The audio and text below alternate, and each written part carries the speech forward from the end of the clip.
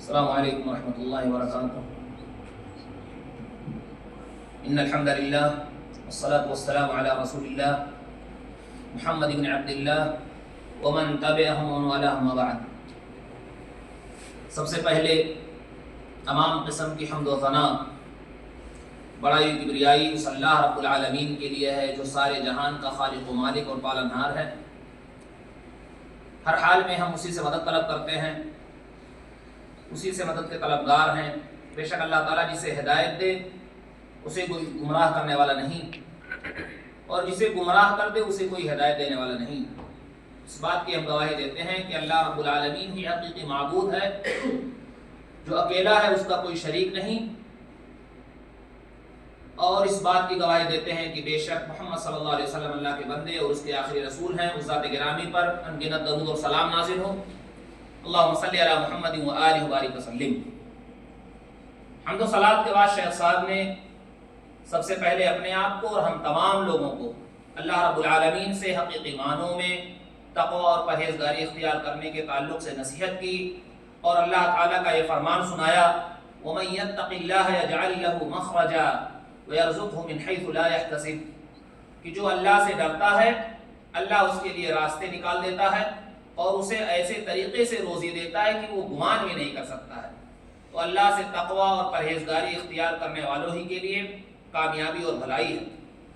شیخ صاحب نے آج کا خطبہ جو ہے موسم سرما کے متعلق، یعنی ٹھنڈ کے جو موسم ہے اس کے متعلق چند قیمتی نصیحتیں کی ہیں، اور یہ ذکر کیا کہ اللہ تعالیٰ کی جہاں بہت ساری نعمتیں بندوں کے اوپر ہیں، ان نعمتوں میں سے یہ ہے کہ اللہ تعالیٰ نے موسم کئی بنائے، مثلا موسم سرما، موسم گرما، موسم بہار۔ تو اس طرح کے جو موسم ہیں یہ اللہ رب العالمین کی قدرت کی علامت ہیں، اور ان سب کے بہت سارے فوائد ہیں۔ اللہ تعالیٰ نے قرآن کریم میں ذکر فرمایا، حکمت بالغۃ فما تغنی النذر، کہ اللہ کی طرف سے یہ بہت ہی زیادہ بہترین حکمت ہے جو یقیناً فائدہ بھری ہے، اور اس میں بہت ساری نصیحتیں ہیں، لیکن یہ نصیحت بھی ڈرانے والوں کو کوئی فائدہ نہ پہنچا سکی۔ یعنی اس نصیحت سے بھی بہت سارے لوگ ہیں جنہوں نے فائدہ حاصل نہیں کیا، اور اسی طرح سے جو انبیاء کرام اور جو رسول آئے ان تمام لوگوں نے اللہ کی بات کو لوگوں تک پہنچا دیا، لیکن انہوں نے اس سے عبرت اور نصیحت نہیں حاصل کی۔ تو شیخ صاحب نے ذکر کیا کہ جیسے یہ ٹھنڈی کا موسم ہے، اسی طرح سے گرمی کا بھی موسم ہے۔ تو جب ٹھنڈی کا موسم ہوتا ہے تو اس طرح سے لوگ اچھے اچھے کپڑے پہنتے ہیں اور اچھے سے انتظام کرتے ہیں تاکہ وہ اپنی حفاظت کر سکیں۔ اسی طرح سے گرمی کا موسم آتا ہے تو اس میں انسان اللہ رب العالمین نے جو سخت موسم بنائے ہیں اس کو یاد کر کے سوچتا ہے کہ یقیناً یہ معمولی جو جنت دنیا کے اندر جو گرمی ہے یہ حالت ہے، تو جہنم کی گرمی کتنی سخت ہوگی۔ اللہ تعالیٰ نے قرآن میں اس کا بھی نقشہ کھینچا ہے، قُلْ نَارُ جَهَنَّمَ أَشَدُّ حَرًّا، اے نبی ان سے کہہ دو کہ جہنم کی آگ تو بہت زیادہ سخت ہے۔ یعنی انسان جب دنیا کی گرمی نہیں برداشت کر سکتا، نہیں جھیل سکتا، تو جہنم کی گرمی تو اس سے کہیں زیادہ سخت ہے۔ اس کے مقابل میں اسی طرح جب ٹھنڈی کا موسم اس طرح سے آتا ہے لوگوں کے اوپر، تو یہ سوچتا ہے کہ جہنم کی جو ٹھنڈک ہے یہ بھی ایک قسم کا ایک عذاب ہے، جیسا کہ دوسری حدیثوں میں آتا ہے کہ جب جہنم 2 سانس لیتی ہے سال بھر کے اندر، ایک مرتبہ جب وہ اپنے سانس چھوڑتی ہے تو گرمی ہوتی ہے، اور جب سانس کھینچتی ہے تو ٹھنڈی ہوتی ہے۔ تو اس طرح سے اللہ تعالیٰ نے یہ دنیا کا نظام بنایا ہے، اس سے ہمیں چاہیے کہ عبرت حاصل کریں۔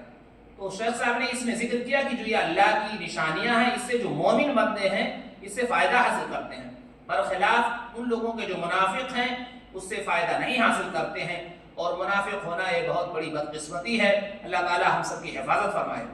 یہاں شیخ صاحب نے ذکر کیا کہ جو یہ موسم سرما ہے اس میں انسان گرم گرم بستروں میں جب آرام کرتا ہے، سوتا ہے، لیکن جب مؤذن حی علی الصلاۃ، حی علی الفلاح، الصلاۃ خیر من النوم پکارتا ہے تو اللہ رب العالمین کا خوف اس کے دل میں ہوتا ہے، وہ بندہ اپنے گرم بستروں سے اٹھ کر کے، اور رات کی تاریکی میں یعنی صبح جب ہو جاتی ہے اور تاریکی رہتی ہے، ایسے موقع پر وہ اللہ کی عبادت کے لیے نکل پڑتا ہے، تو اس کا بہت ہی زیادہ بڑا درجہ ہے۔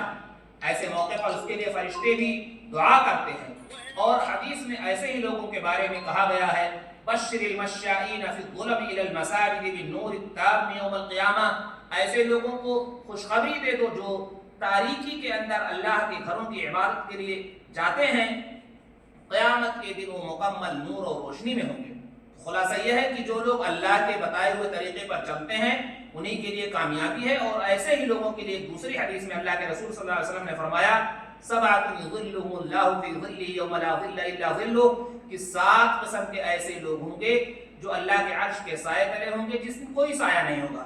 اس میں سے ایک شخص وہ خوش نصیب ہوگا جیسا کہ حدیث میں ہے ورجل قلبه معلق بالمساجد, وہ آدمی جس کا دل مسجد میں لگا ہوا ہے, وہ نہیں دیکھتا کہ ٹھنڈ ہے یا گرمی کا موسم ہے یا کس کا موسم ہے, کام ہے, ان تمام چیزوں کو چھوڑ کر جیسے ہی وقت ہوتا ہے اللہ رب العالمین کے گھر کی طرف رخ کرتا ہے. اور اللہ تعالیٰ نے جو ہم سب پر فرض نماز کر رکھے ہیں اس کی ادائیگی کرتا ہے. تو اس طرح سے ہمیں چاہیے ہم اللہ کی عبادت کریں.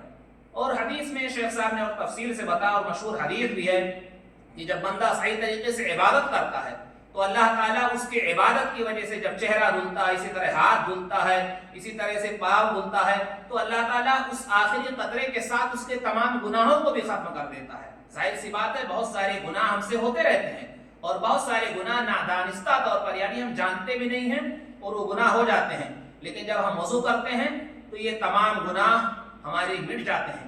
لہٰذا ہمیں چاہیے کہ ہم صحیح سے وضو کریں, اور وضو کرنے کے بعد ہم دعا پڑھتے ہیں تو اللہ رب العالمین ہماری دعاؤں کو سنتا ہے اور ہمارے تمام خطاؤں کو معاف فرما دیتا ہے.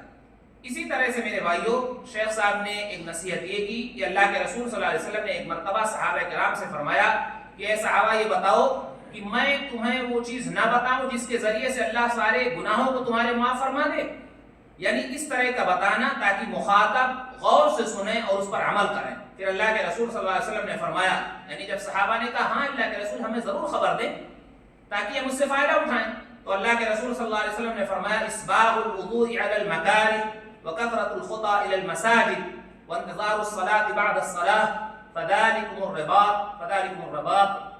نبی صلی اللہ علیہ وسلم نے فرمایا کہ مشکلات کے باوجود بھی وضو کرنا.